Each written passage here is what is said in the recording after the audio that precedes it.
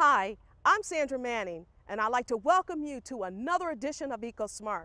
You know, being green in Tallahassee, it's not new for our community. As a matter of fact, our conservation efforts have garnered us national attention, and we were voted the most livable city in America. On today's program, we'll see some unique ways that the city of Tallahassee and its residents are saving energy, water, and money. We'll also meet an individual who has tapped into the natural resource of rainwater.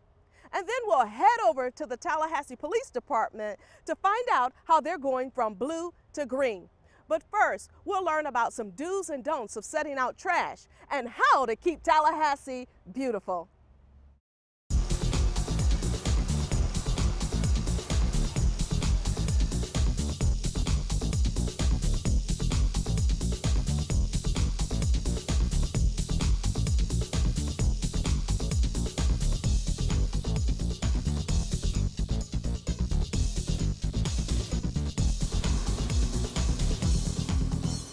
What we do is we provide garbage service for the residential and commercial customers in the city of Tallahassee. Residentially, that's about 46,000 customers. We service household garbage as well as yard waste and bulky items.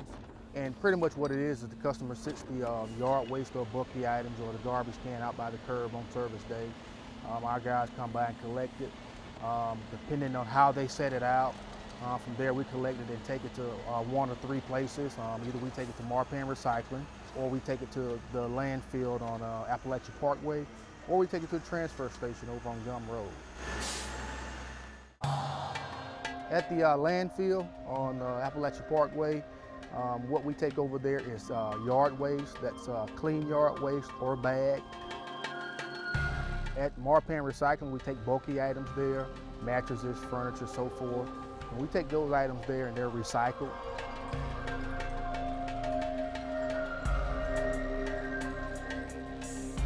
At the transfer station, we prefer not to go there, but when we have to, we're taking mixed loads there. Those are loads that are mixed with yard waste and bulky items that we just couldn't separate.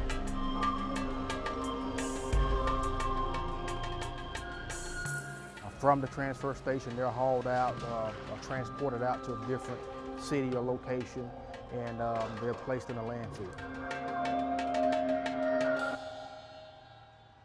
One of the main issues that my guys see and that I also see is that these items, yard waste, yard clippings, bulky items, they're being mixed when they should be separated.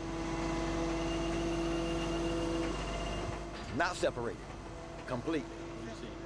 Beer bottles, Clorox bottles, cardboard that could be recycled, metal, tuba 4s, tuba 6s, plywood, totally mixed up. My guys pick these items up with what's called a rear steer, and pretty much it's just a truck with a claw on it. The reason we would like these items to be separated is because it's pretty difficult to separate your bulky items from your yard waste with that claw. We average about 18, 19 loads per day at 5-6 tons per load. And when those piles cannot be separated for whatever reason, if they're just so commingled, we pay a higher price for dumping, or for tipping fees is what we call them. If those piles can be separated and we take those to the landfill, the yard waste, you're looking at $39 a ton. When we take those bulky items to the Marpan Recycling Facility, we're looking at about $34, $35 a ton. But when they cannot be, that's when the city incurs an extra cost of $41 per ton. Really, what's the big difference between $39 a ton and $41 a ton? Well, the difference is if you look at the total customer count, $2 per ton per household, 5-6 tons per load, that adds up pretty quickly. When people mix their yard debris with household garbage or their bulky items, it all goes to the transfer station. And this is a waste because yard debris is a valuable material and we don't want it going into a landfill. So we want residents to know that we cannot pull anything out of the garbage once it reaches the transfer station.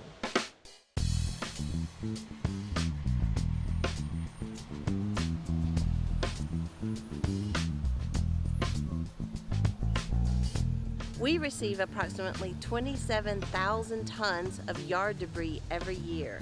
20,000 tons of that is bagged yard debris. When the city brings in bagged yard debris, it costs them about $116,000 just in tipping fees. When we start the debagging process, and that means we actually bring out people to open these bags up and we throw the bags away, that's at another high cost also.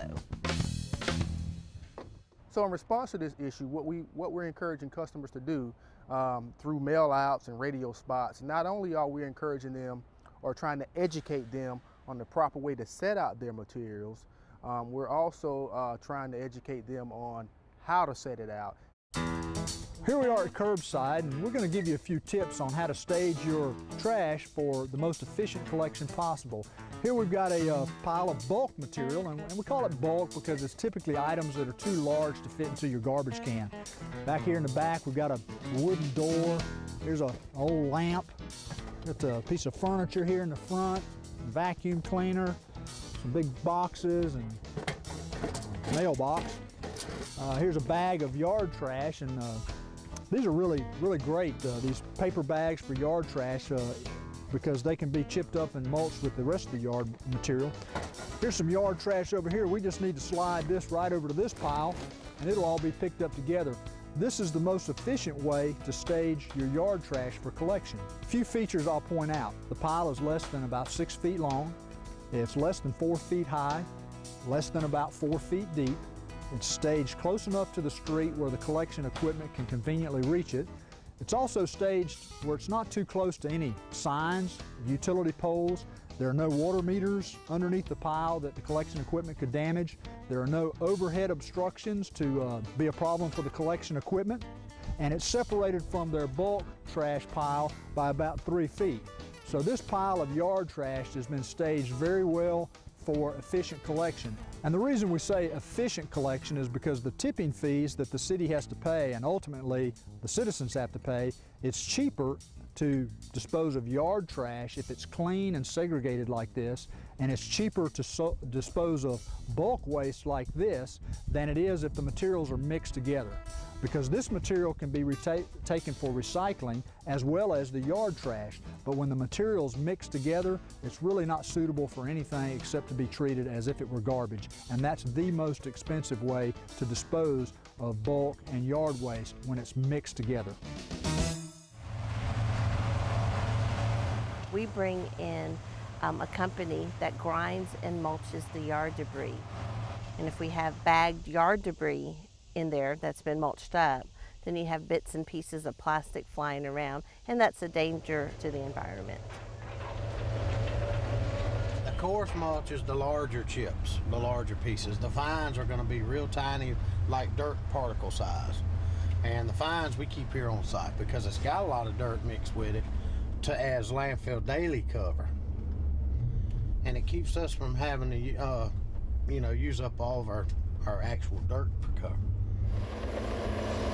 We use it as landfill cover, erosion control, but we also make a bulk of that material free for residents living in Leon County. And we have the chunky mulch, and we have the fine materials that comes out of the trommel screen that people can use as compost or bedding in their flower beds. So the overall message in even yard debris management is using the 3 R's, is to reduce the amount we bring out to the landfill, reuse what we can, and recycle the rest. And it all starts at home. If we're using the yard debris on our own lawn, we're going to help reduce the waste that comes out here to the landfill. But when it does come out here, we do want to be able to reuse it, and that means not having those plastic bags that will end up in the landfill forever.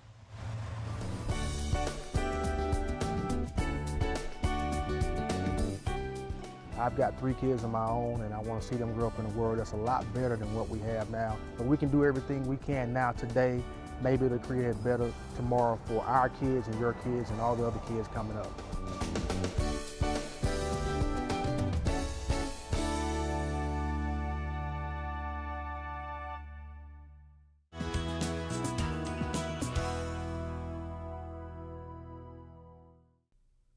Good morning. It's 1:15 on the big one. Headline news and weather. Say be on the lookout for the big one's mobile monster station vehicle trolling through your neighborhood. Whoa, there's the prize monkey, and that means the 13th caller rips me off for a pair of tickets.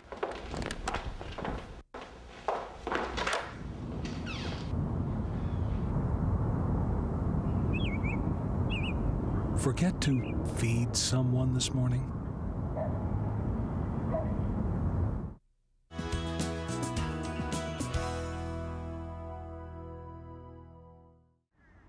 Welcome back. Everyone knows that the city of Tallahassee gets its fair share of rain. But did you know that there's a smart way of how to capture rain and turn it into cost savings? One local individual will show us how he's using this natural resource. I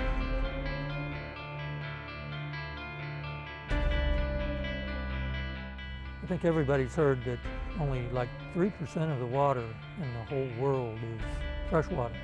So there's just not a lot of it. It's not renewable. Rainfall replenishes our water supply, but the more we use up, it has to impact water resources somewhere else.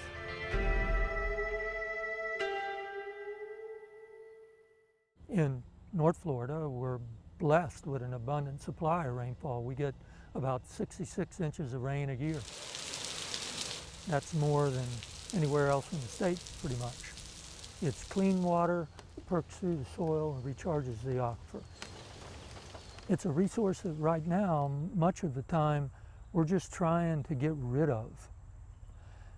To do that requires a lot of resources on the part of the city, especially the stormwater management department. Over the last 10 years, for example, we've spent $70 million in building facilities to help reduce flooding around the city of Tallahassee. The reason that flooding has occurred is because as development has occurred, we've just been trying to get rid of that free resource, not look at it as a resource that can help us save money and conserve water. A good bit of that water is used for irrigation, and that's one of the things that you as a homeowner can really help the city conserve on. Rather than paying for water, particularly water that you're going to use outside, is to capture some of that rainwater. We call it rainwater harvesting these days. We can do that through rain gardens. And what that is just a low depressional area where you plant native plants, preferably, that can survive in a wet environment. You channel the runoff from your roof and your driveway to that area. It percolates into the ground. That can save and reduce the amount of runoff from a typical residential lot by up to 20%. And that's a lot of water to save. We can do it through rain barrels. A typical rain barrel can save a homeowner about 1,000 gallons a year in water that they would use to water their gardens. Another option in the rainwater harvesting realm that's kind of the ultimate is a system that we've seen that a gentleman named Buzz Ireland has instituted. His is a rain, what you would more appropriately call a rain cistern rather than a rain barrel. It's very large. It can hold up to 2,000 gallons.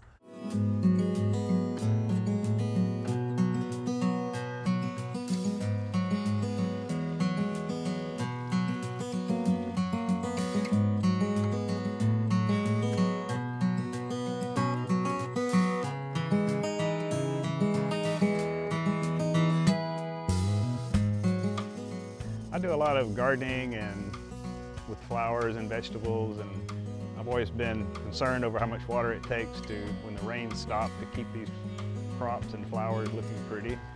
So I got interested in saving rainwater on my property, and Aquascape, the company I buy my supplies through, developed a very good rain harvest system. So I took some classes on how to install it, and we put one in at my house. I have a small excavator, so I dug a hole. It was 10 feet by 12 feet, I believe, and it's 5 feet deep. And once we got the hole excavated, we put down sand to give it some cushion. And then there's a product called underlayment. It's a heavy-duty, kind of like landscape fabric. You put that down, and then you put the rubber liner. Then you put another layer of the underlayment fabric there. Then we fill the hole with called aqua blocks. There's 64 of them in this basin, and each one holds 32 gallons of water. It's just a medium to give it strength, and it's strong enough you could actually drive a vehicle across it. It would hold it up.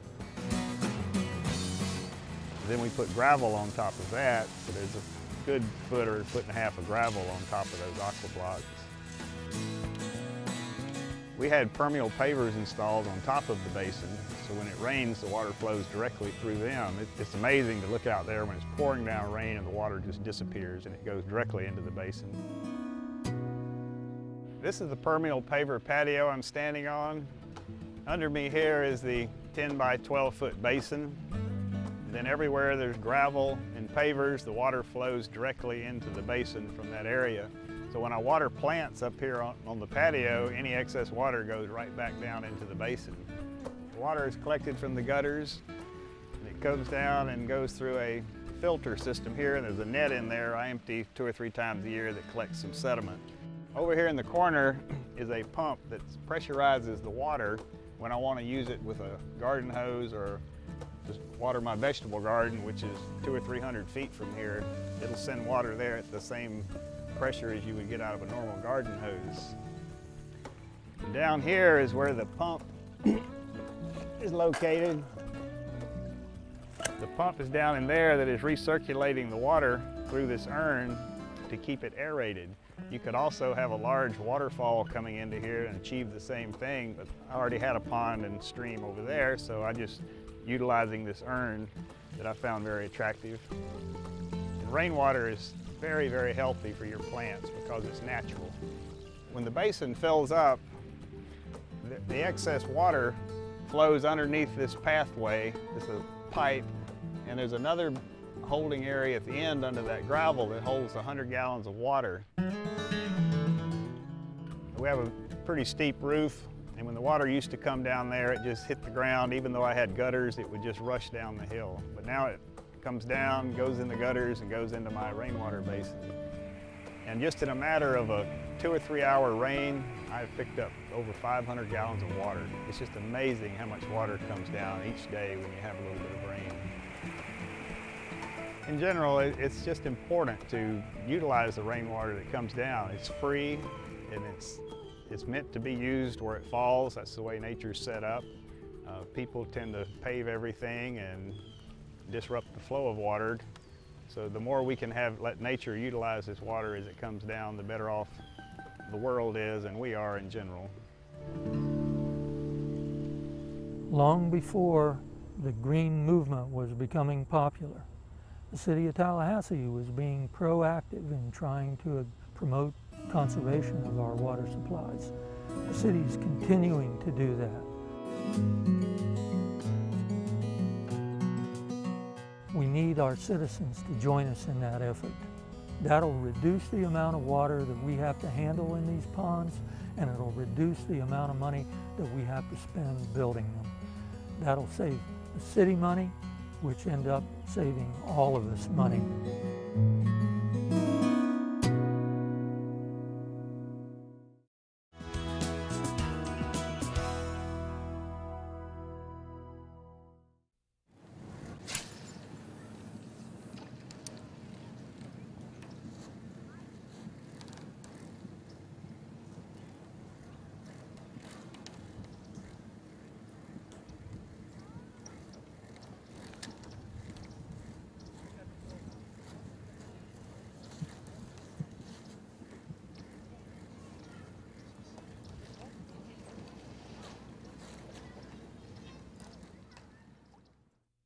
Like that.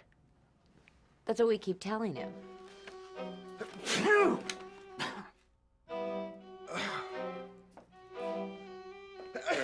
Bob, how was the trip? What's that? Who does that? Fine, thanks. She's hot for me.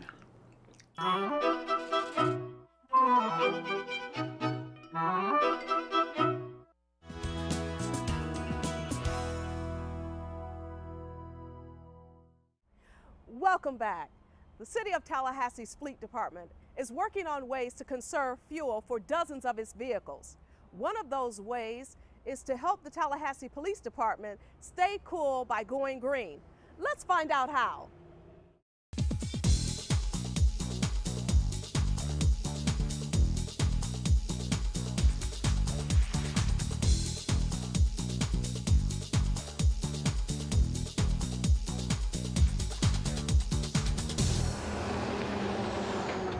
The city is constantly looking to be greener in the way we conduct our business and our operations. And one good example of that is the recent adoption of a municipal anti-idling and fuel conservation policy. Really what that is a policy that says that we want to ensure that we reduce unnecessary idling of vehicles and that we implement other solutions that help reduce fuel use in our vehicles.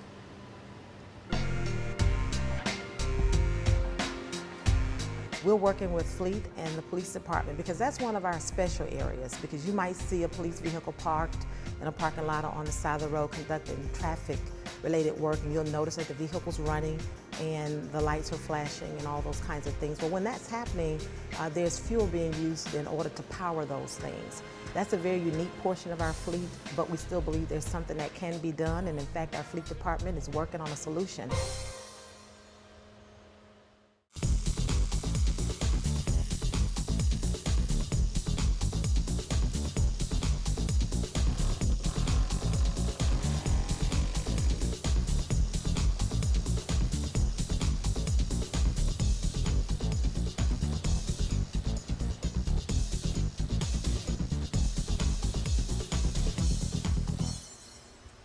We're excited about the new program. We've looked at the police cars and we saw that there's an opportunity here to do some innovative things. We knew the air conditioning was the issue with police cars, that we had to find an alternative source in order to reduce the idle time of police cars and there reduce the carbon footprint and reduce the fuel used. We found a supplemental way to run the air conditioning system in the patrol cars. And it's a battery-operated system with an alternative compressor that when the engine's off, this compressor then kicks on and runs the air conditioner for the officer. We're installing an auxiliary electrical system in this police cruiser, and also we're adding on a supplemental air conditioning system too to try to reduce idle time. Well, we started out doing a few electric vehicles, and we've used a lot of what we learned doing those and use that technology in figuring out how to do these systems with the auxiliary electrical system. You have your binary wires run back there? The only thing the front battery that is used for anymore is starting the vehicle. Everything else, the laptop, all the radios, we're trying to put on the auxiliary battery system to take the load off the starting battery. We try to recycle any parts we can for our mounts when we're doing these cars. We're recycling old street signs and any of the plastic elements. We're trying to recycle those out of other plastic containers. We're just trying to be as green as we can be, and hopefully it's also going to save us money in the long run. This system will reduce annually about $250,000 worth of fuel used by the patrol cars alone if we had it installed in all 275 patrol cars. It was developed here, all the research was done here. We haven't spent any money for outside consultants or any money for outside input in this thing. Our employees here have done all of it. When we started looking at this issue and looking for ways to be more efficient in the way that we use fuel, we used 2007 as our baseline year. When you look at the fuel usage for that year, and it's like 1.6 million gallons, that's excessive. And so we, in working with the fleet department, are developing goals to further reduce our fuel. Over the next few years, we want a total from the base year 2007, about a 35% reduction. That's very significant. That's 588 gallons of fuel. that we want to reduce in terms of the amount of fuel we use. And the anti-idling program is a way to get there. 774 Tallahassee, copy signal 16. 774. Concrete truck in the roadway. I'm going to help them direct traffic around it until they get it out. I'm Officer Mike Scandone of the Tallahassee Police Department. I'm assigned into the downtown area. My car was one of the first ones to get the compressor, electric motor with the batteries in the back. Most of the equipment is in the trunk. This is where we have your electric motor and the compressor, and it's all encased so it can breathe. It even has an outside vent. And then the 3 batteries that operate this unit. Turn it on, takes a few seconds.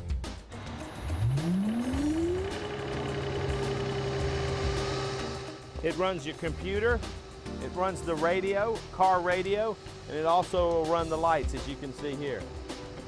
And we can get out of the car without the engine running. The engine's not running right now. And we can direct traffic or work the scene of the thing without burning 1 drop of gasoline. Well, this time of the year, it's so hot outside. It's great to have the air conditioner to be able to run while the engine's off, full blast, high. And we can work on our stuff in the car. The lights are still on, and the car will be cool when you get back in it. Well, from the short period of time that I've used it, I've been on some calls directing traffic or working an accident. It's worked 40 to 45 minutes with the air conditioner running full, the lights running all the way, and me working on the computer, doing the report on the computer. The plus of it is once I get back in service, I turn the car on and I'm driving around patrolling, it's charging those 3 batteries up. So the next time I'll use, the batteries will be charged up, and I can also do that again. This program just ties right in with the other programs that we're doing at Fleet. We have a biodiesel program. We have a program for electric bucket trucks where we're putting auxiliary engines on them to run off of biodiesel that will save about 50% of the diesel fuel per truck. All the motor oil in all of our vehicles now is not virgin oil, it's re-refined. By that, it's oil that's already been used. We send back to someone, they filter it, they put the additives back in, and we reuse it. That is saving about 200,000 pounds of carbon per year for that program. So that's significant also. So all these things tie together for a city-wide sustainability program that we think is one of the best in the nation.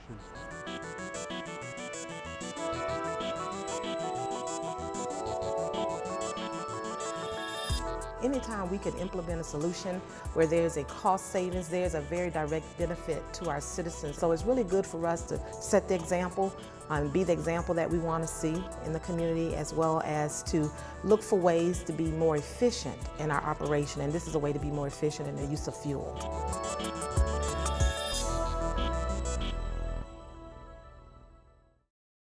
We've seen some unique ways of going green.